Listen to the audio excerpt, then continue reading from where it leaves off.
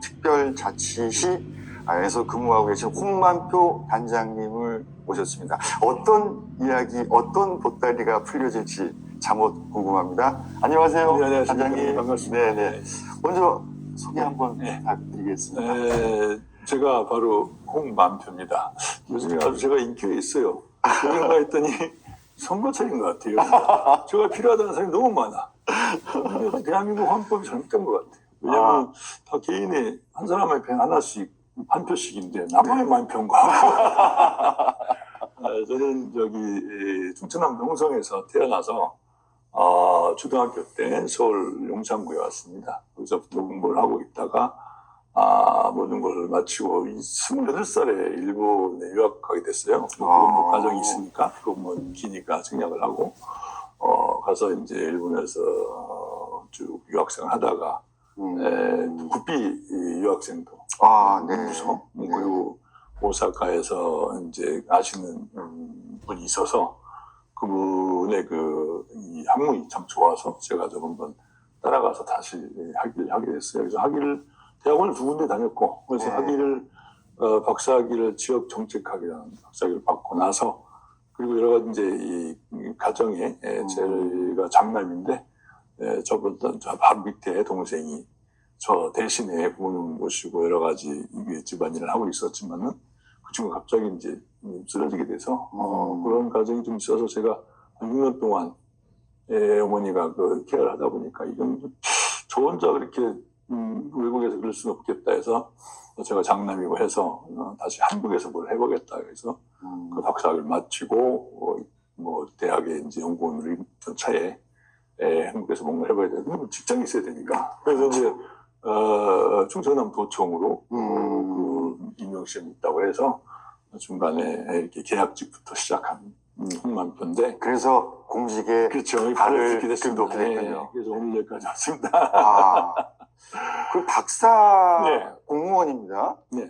박사 공무원이면 아무래도 전문직으로. 네, 맨 처음에는 이제 일본 또는 이제 일본 교류, 특히 이제 그때 당시는 백제라는 큰 우리네 자산이 있지 않습니까? 충청남도에 그 백제 유산을 어떻게 살리고 세계 문화유산을 가져갈까 하는 고심이 있었던 것 같아요.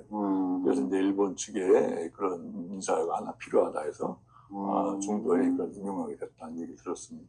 그러면 전문직이면 보통 이제 의사, 건축, 스포츠 각 분야별로 어떤 전문성 혹은 자격증을 가진 사람들이 보통 공직에 전문직으로 들어오죠. 단장님도 마찬가지일 테고요. 근데 일반 공무원들과 전문직이 한 공간에서 근무하게 되면 약간의 조금 이질감이 있다거나 뭔가 좀 이렇게 함께 동화되기는 쉽지 않았을 것 같은데 이렇게 오랜 기간 동안 공직과 호흡을 같이 하시면서 이렇게 또 단장의 자리까지 올라가게 되면 뭔가 특별한 노하우가 있을 것 같아요? 전혀 특별한 노하우가 우리가 살다 보면 여기까지 오게 되는데 제가 일본에 갔을 때 문화적인 쇼크, 컬처 쇼크라고 하죠.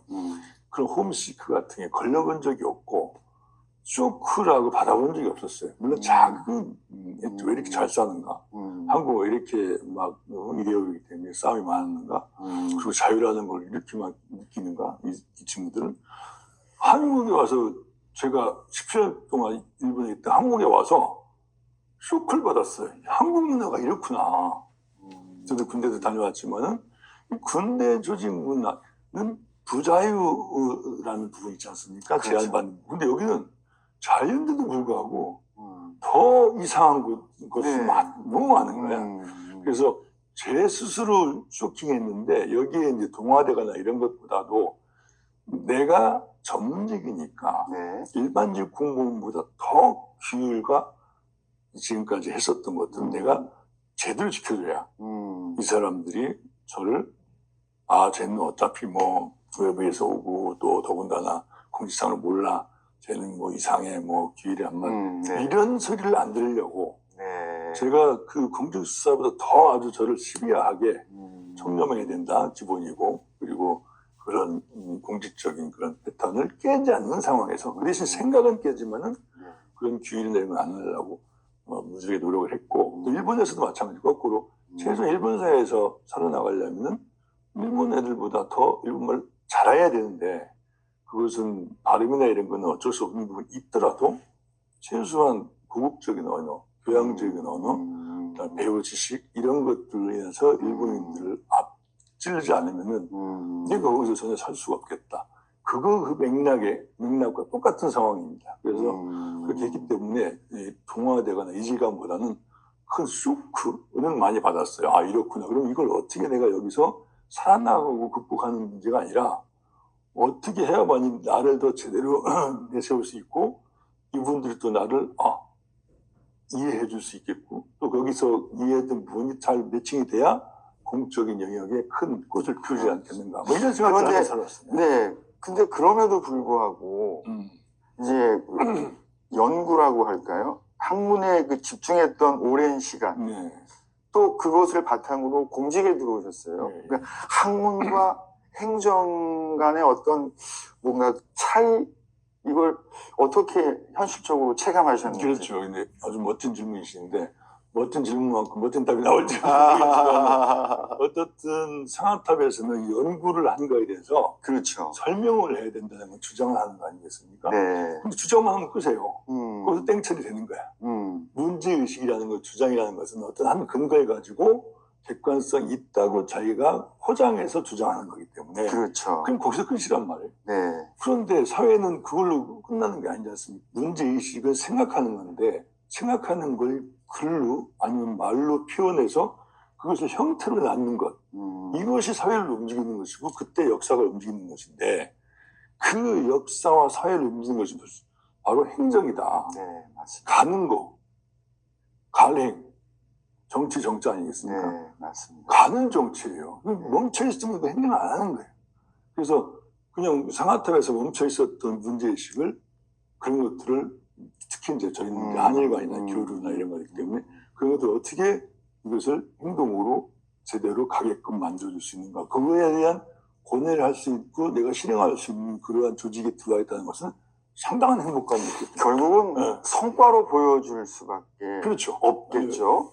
왜냐하면 매년 1년마다 계약이 뭐 연장을 해야 되고 또 거기에 대한 평가 뭐 그렇죠. 특별한 상황이 없으면 연장이 되는 경우도 많이 있겠지만 그러나 또 5년에 한 번씩 또 외부 사람도 또 경쟁을 하고 이런 게 있기 때문에 항상 그 성과는 머릿속에 두고 그렇죠. 하다 보면 또 오버 액션 하는 경우가 있으니까 남들이 보면 저놈은 저렇게까지 안 해도 되는데 하는 수도 있어요. 근데 그런 부분이 갭을 채우기 위해서 나름대로 여러 가지 역할을. 그러면 늘 근무하시면서 그 전문직이라는 직위 그 포지션으로 인한 어떤 책임감과 압박감도 있었을 것 같아요.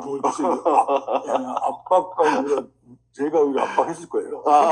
왜냐면은 제가 보고 듣고 공부했던 그런 것들을 어떻게 하면 이 행정 안에 저를 통해서 얻어가려고 하는 부분을 거기다가 표출시킬까. 그것 때문에 오히려 저 때문에 일반직 저희 선배 팀장님, 뭐 과장님 당시에 국장님들이 상당한 스트레스를 받았지 않았나 하는 거꾸로 생각을 해봅니다. 그래서 개인적으로 그 단장님 그 전공 분야가 동아시아학도 전공했다는 거 들었거든요.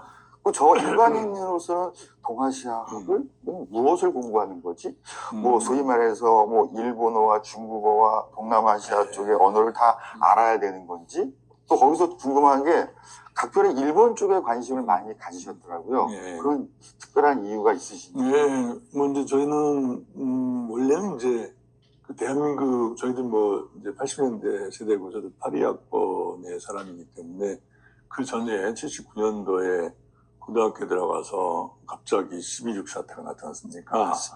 그런데 도대체 미국이라는 나라가 어떤 나라인가? 그 당시 또 85년에 프라자 합의가 있을 정도로 일본이 엄청나게 바벨 경제에 나서 일본이 세계를 거의 뭐 이렇게 좌지우지할 정도로 경제를 도대체 어떤 나라인가 한번 가고 싶었던 거예요. 그래서 이제 일본이라는 나라를 가장 가까웠었고 또 미국을 가려기에는 조금 여건이 안 맞아서 일본에 가서 그런 상황을 한번 보고 싶다. 그래서 대한민국이 어떻게 하면 좀 더 여기서 더 새로운 형태의 스텝을 걸 수 있을까? 그걸 한번 제가 생각해보고 그 고민했던 차에 기회가 있어서 그때는 유학이 못 갔었는데 88년도에 아시다시피 이 자유화가 됐지 않습니까? 그렇죠, 여행 자유화 그렇죠. 유학. 그래서 가장 시험 보기 편한 데가 일본 유학이더라고.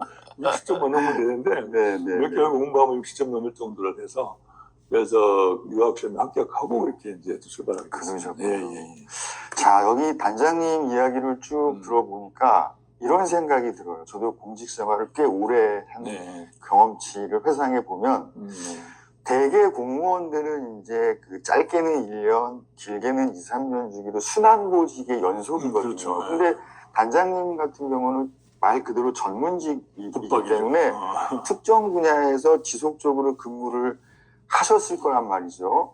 근데 그 상황에서도 자신의 전문성을 살리면서 뭐 특정 한 분야까지 일가를 이루셨다면 나름대로의 노하우가 있으셨을 것 같아요. 우리 후배님들은 그걸 듣고 싶어 하거든요. 이게 이제 일반 행정직은 행정직 이외에 무슨 토목직이라든지 건축직이라든지 일복직이라는 것은 별로 이렇게 넓지가 않잖아요, 바운더리가. 근데 만약에 건축직이면 건축직의 바운더리 있잖아요. 거기하고 저희하고 다르지 않아요. 어떻게 보면. 근데 일반직하고 건축직이라든지 뭐 이런 다른 직종하고의 차이를 보면은 금방 알 수 있을 것 같아요. 왜냐면 저희는 이제 제가 맨 처음에 맡았던 건 일본하고의 교류팀장 맡았고, 그 다음에 또 중국 팀장도 맡았어요. 그러니까 지역이 다르잖아요. 그 다음에 또 동아시아 해가지고 아세안도 맡고, 그 다음에 중동 이렇게 펼쳐나갔기 때문에 그 안에서 큰 카테고리 안에서 예를 들어서 건축직은 건축직 안에서 계약직, 뭐 전문직, 교류 협력 해외 부분 안에서 놀았기 때문에 저도 어떻게 보면 순환보직이라도 볼 수 있죠. 근데 행정은 분야가 완전히 다르기 때문에 복지도 갔다가 뭐 기획도 갔다 하기 때문에 여러 가지 힘든 점이 있지만은 요즘 트렌드가 말이죠. 행정이 그냥 조금 수박 겉핥기로 많이 해야만이 되는 사회라 요즘에 그게 맞을 수도 있어. 그래가지고 요즘에 후배님들은 나중에 오히려 더 예전보다 깊지만은 조금 일반 행정직들은 또는 제너럴리스트로서 할 수 있는 분이 있어요. 그래서 그런데도 불구하고 자기의 중심을 가져야 된다고요. 나는 기획통이다. 나는 어떤 복지통이다. 행정직이면서도 그걸 하나 딱 기둥을 세우지 않으면은 그러면은 물론 거기서만 왔다 갔다 할 수 있지만 그래도 전부 다 살릴 수 있어요. 그렇기 때문에 기획통에다 예를 들었을 때 건축직이 많은 곳에서도 갈 수 있지 않습니까? 수산보직으로. 그럼 거기서 건축의 기획을 또 맡을 수도 있어요. 그러니까 제너럴리스트의 역량과 스페셜리스트 그렇죠. 그걸 잘 역량을 만들어가야죠. 잘 어우러진 몸값이 돼야. 반드시 기둥은 하나 내지는 두 개 가지고 있어야 돼요. 그거 없이 나는 이것도 잘하고 저것도 잘하고 한다는 사람들은 오히려 아무것도 안 될 수 있어요. 근데 그렇다고 보면은 나중에는 그 노후 생활에 연금만 타먹고 별로 재미없을 수도 있어요. 네, 홍만표 단장님 박사이면서 공직에 입문하셔서의 그간의 역경을 극복하시면서 최고의 지위까지 올라가신 그 히스토리를 이번 시간에 잠깐 들어봤습니다. 일단 여기 잠깐 숨 고르기 하고요. 네, 인사드리겠습니다. 감사합니다. 예.